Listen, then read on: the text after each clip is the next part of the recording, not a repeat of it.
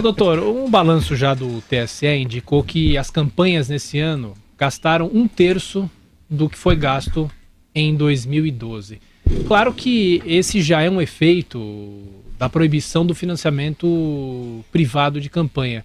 Mas a grande questão é, Caixa 2, obviamente, como é algo não comprovado, é algo por baixo dos panos, a gente não vai saber se teve mais ou teve menos. Mas a expectativa do senhor, a gente conversou muito, né, nesse período eleitoral, e o senhor sempre se posicionou em relação a isso, essa mudança que nós tivemos nesse ano. O senhor acha que o Caixa 2 foi mais coibido ou não?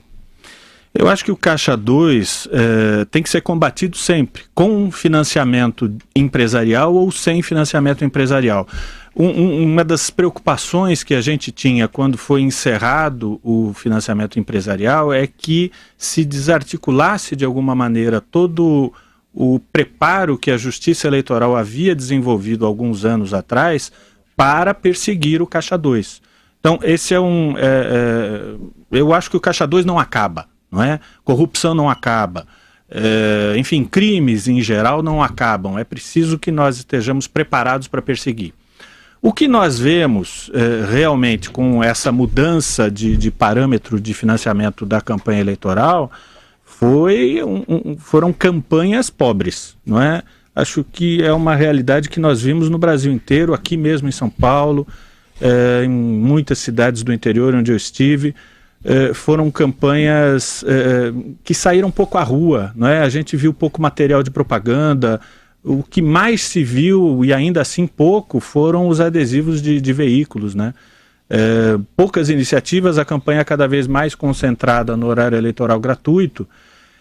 E o que me preocupa, basicamente, né? Nós temos duas grandes novidades nessa eleição. Primeiro, o encurtamento do período de campanha eleitoral. E segundo, a proibição de financiamento empresarial. O que eu acho é que, com esses dois pontos, os candidatos ficaram mais distantes dos eleitores. Os candidatos tiveram mais dificuldade para alcançar o eleitor. Essa é uma preocupação que existe na eleição municipal, mas me parece que pode ser muito mais importante até numa eleição para as assembleias legislativas, para a Câmara Federal, porque me parece evidente que isso beneficia quem já está lá, quem já é conhecido, e dificulta a formação de novas lideranças políticas, o aparecimento de novas lideranças políticas. Esse é um ponto que me preocupa. O senhor concorda, professor?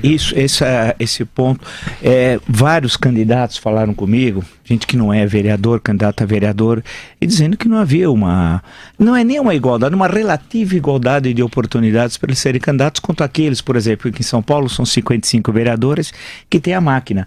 Eles têm os assessores que na campanha funcionam como cabos eleitorais, regiamente remunerados, aqueles gastos que eles apresentam fabricados, etc. tal, e a dificuldade de aparecer o novo. Tanto que nós vão ter condições agora de ver se essa afirmação exposta aí pelo senhor tal, que me parece correta, se comprove ou não agora com a apuração. Você vai ver que a renovação deve ser baixa.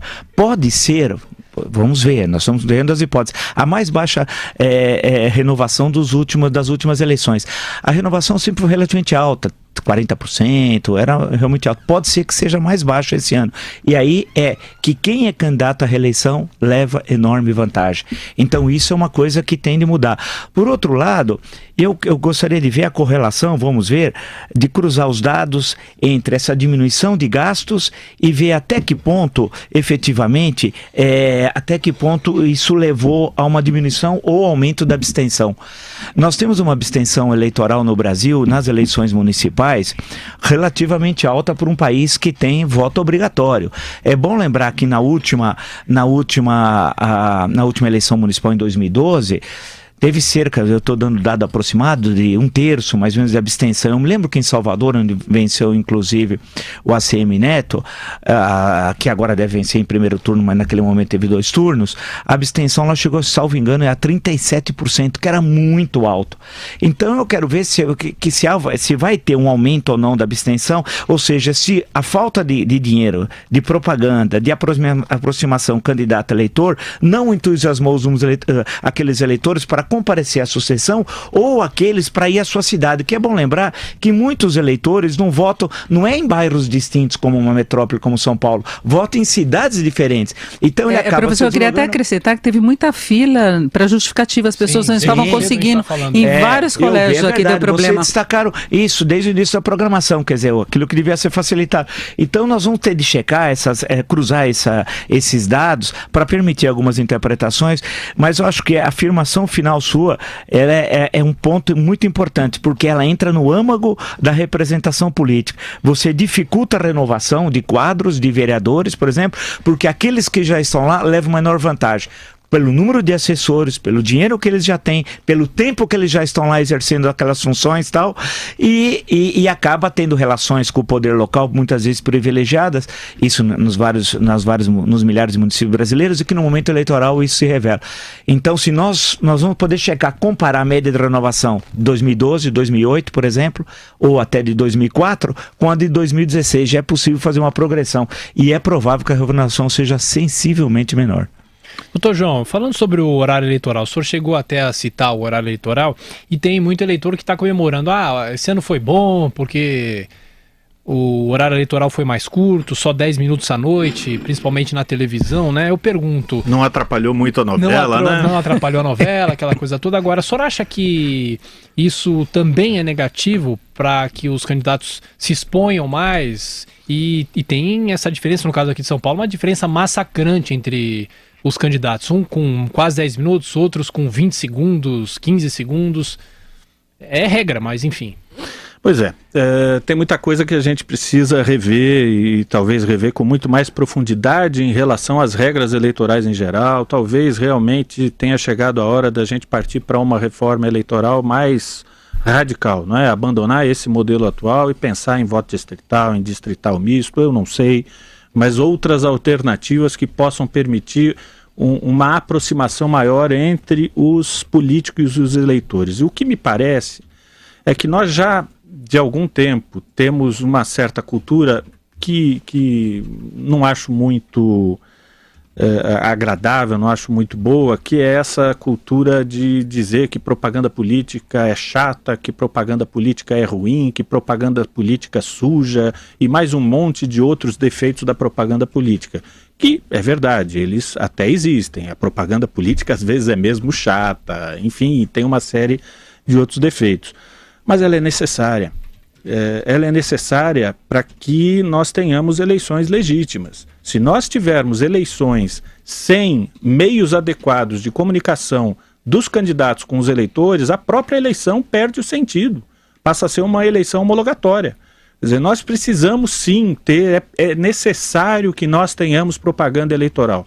Acho mais que nesse ano especificamente, com impeachment, com tudo que tem acontecido nesse país, nós passamos também por um período de uma desvalorização muito grande da atividade política. E isso é um problema sério, não é?